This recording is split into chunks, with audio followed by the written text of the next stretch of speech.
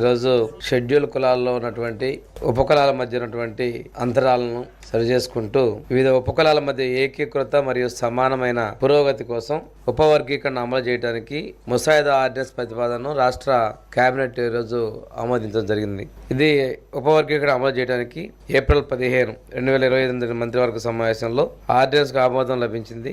అన్ని ఉపకులాల వర్గాల ఏకీకృత మరియు సమాన ప్రగతిని నిర్ధారించడమే ఈ ఆర్డినెన్స్ యొక్క ముఖ్య ఉద్దేశం. 59 షెడ్యూల్ ఉపకులాలను వెనుకబాటుతనం మరియు సామాజిక సమైక్యతల ఆధారంగా 3 సముదాయాలుగా విభజించడం జరిగింది. ఈ 3 సముదాయాల రిజర్వేషన్లను మొదటి గ్రూప్ లో 12 ఉపకులాలకు 1% రిజర్వేషను, రెండవ గ్రూప్ లో 18 ఉపకులాలకు 6.5% రిజర్వేషను, మూడవ గ్రూప్ లో 29 ఉపకులాలకు 7.5% రిజర్వేషన్ ని కేటాయిస్తూ వన్ కమిషన్ యొక్క రిపోర్ట్ ఆధారంగా సుప్రీంకోర్టు జడ్జిమెంట్ ఆధారంగా ప్రభుత్వం ఈ చర్యలు తీసుకుంది. దీనికి ఈ రోజున రాష్ట్ర కేబినెట్ ఆమోదం చేసిందండి. ఉపవర్గీకరణ కోసం 200 పాయింట్ల రోస్టర్ వ్యవస్థను కూడా అనుసరించడం జరుగుతుంది. ఇది 1 నుంచి 100 వరకు ఒక సైకిల్, 101 నుంచి 200 వరకు రెండవ సైకిల్లో ఈ 200 పాయింట్లు కూడా రోస్టర్ అమలు జరుగుతుంది. అన్ని షెడ్యూల్ కులాల వర్గాలకు విద్య మరియు ఉద్యోగ అవకాశాల్లో సమాన మరియు న్యాయమైన ప్రవేశం లభిస్తుందని, దీని ద్వారా రాజ్యాంగ లక్ష్యాలను సాధించి సామూహిక అభివృద్ధి నిర్ధారించగలని ప్రభుత్వం భావిస్తుంది.